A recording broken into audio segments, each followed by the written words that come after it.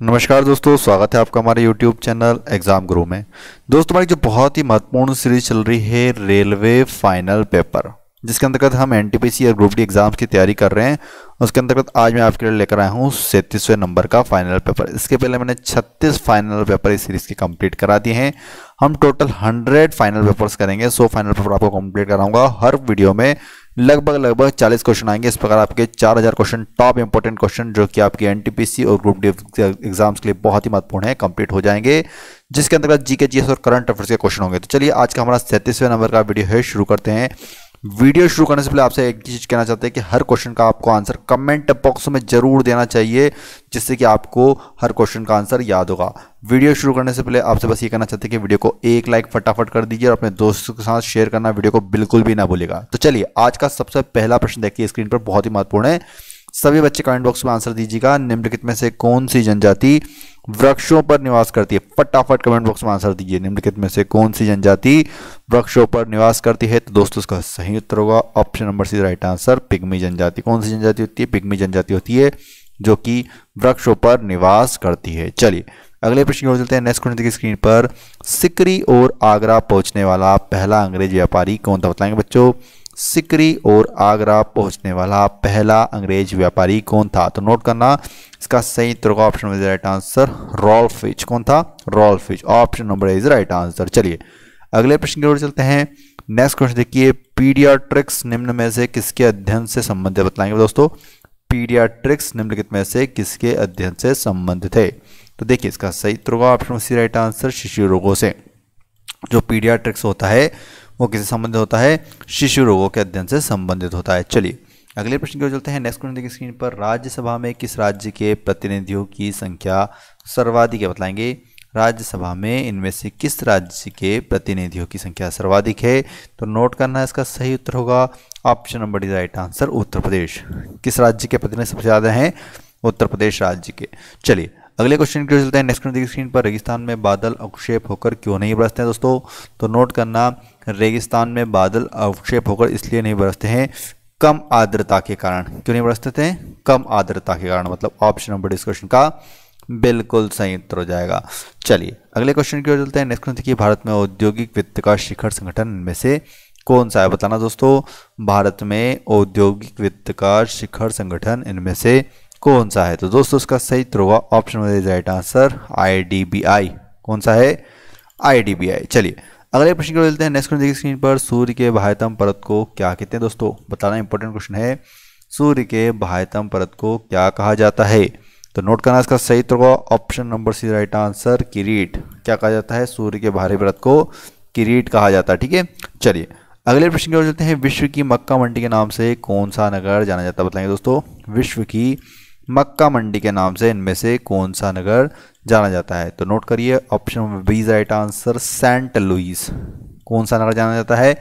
Saint Louis, जो कि विश्व की मक्का मंडी के नाम से जाना जाता है। चलिए अगले क्वेश्चन की ओर चलते हैं। विश्वविख्यात डोनवास कोयला क्षेत्र किस देश में स्थित है? दोस्तों बतलाना।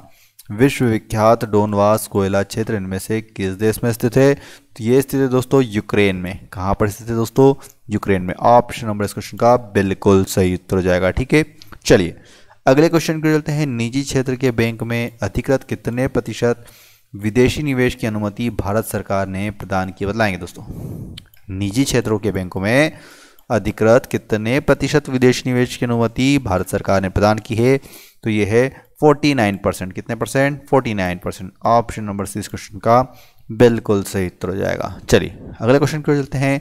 सल्फ्यूरिक अम्ल के औद्योगिक उत्पाद की विधि में से कौन सी है? बताइए।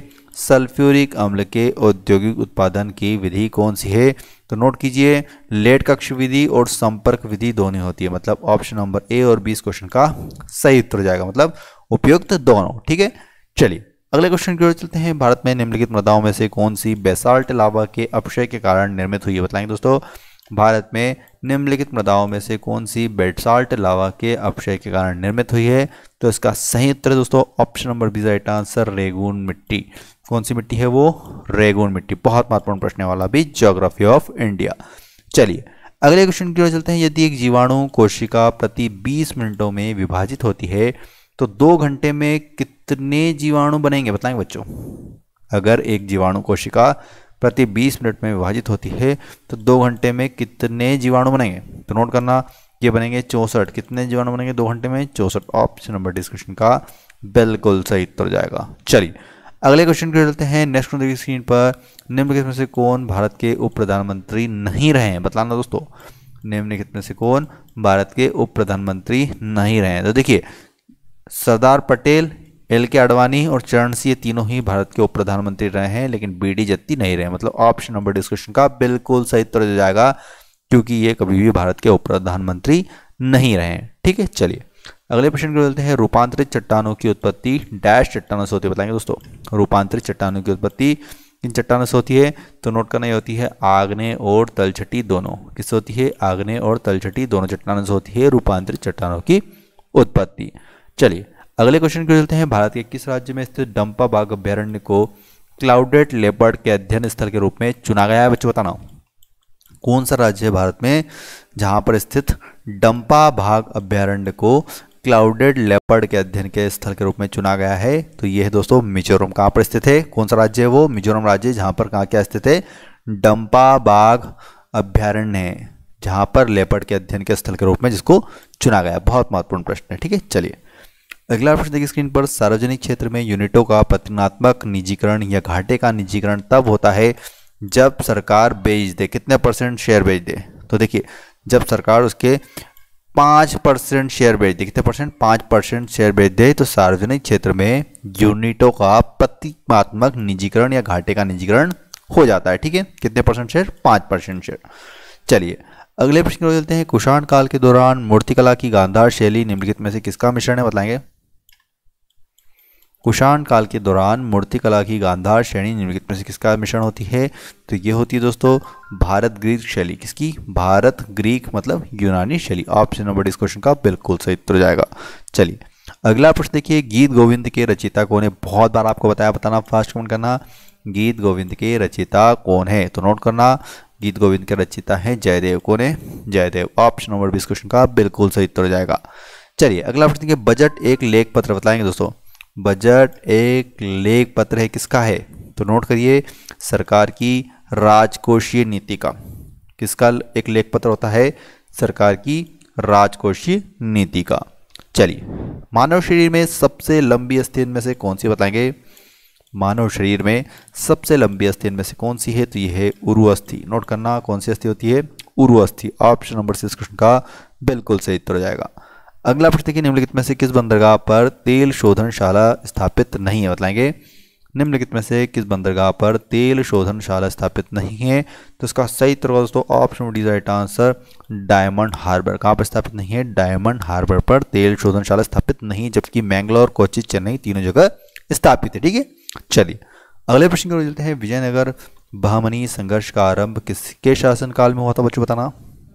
विजयनगर बहमनी संघर्ष का आरंभ किसके शासनकाल में हुआ था? तो ये हुआ था दोस्तों हरिहर एवं बुक्का के शासनकाल में। किसके शासनकाल में हुआ था? नोट करना, हरिहर एवं बुक्का के शासनकाल में। चलिए अगला प्रश्न देखिए। निम्नलिखित में से कौन सी झील भारत के पश्चिमी तट पर स्थित है? बच्चों बताना।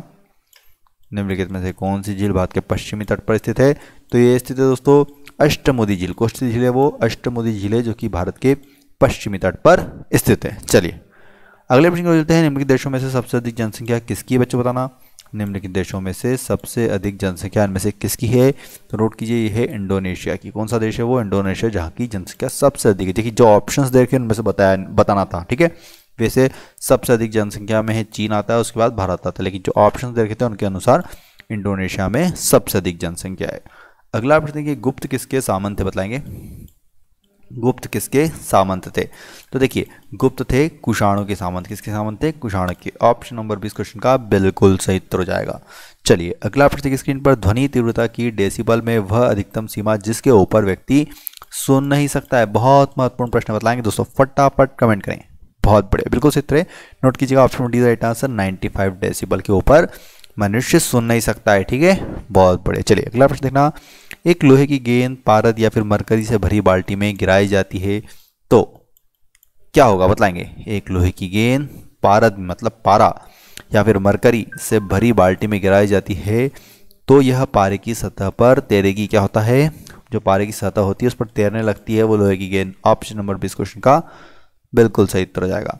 अगला प्रश्न देखिए, मछलियों और उनसे संबंधित उद्योगों का अध्ययन क्या कहलाता है, बताएंगे।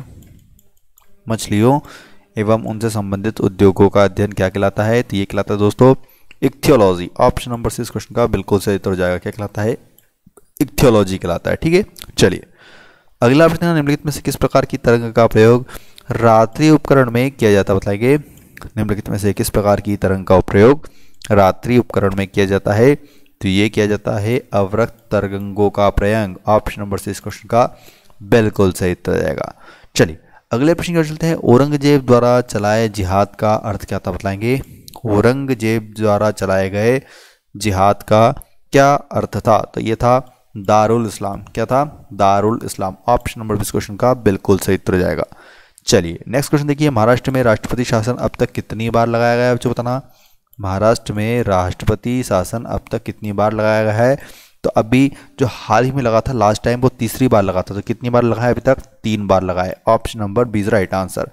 जो अभी वहाँ पर चुनाव हुए थे उसके अंतर्गत नवंबर 2019 में वहाँ पर तीसरी बार राष्ट्रपति शासन लगा था। चलिए अगला प्रश्न देखिए, किस राज्य के स्थापना दिवस के अवसर पर हर साल 10 दिवसीय हॉर्नबिल महोत्सव का आयोजन किया जाता है, कौन सा राज्य है वो, कहाँ पर होता है, पूछा गया क्वेश्चन में कि हॉर्नबिल महोत्सव कहाँ पर होता है, 10 दिन का उस राज्य के स्थापना दिवस पर, तो ये राज्य है नागालैंड। कहाँ पर होता है दोस्तों, नागालैंड। ऑप्शन नंबर 20 क्वेश्चन का बिल्कुल सही उत्तर होता।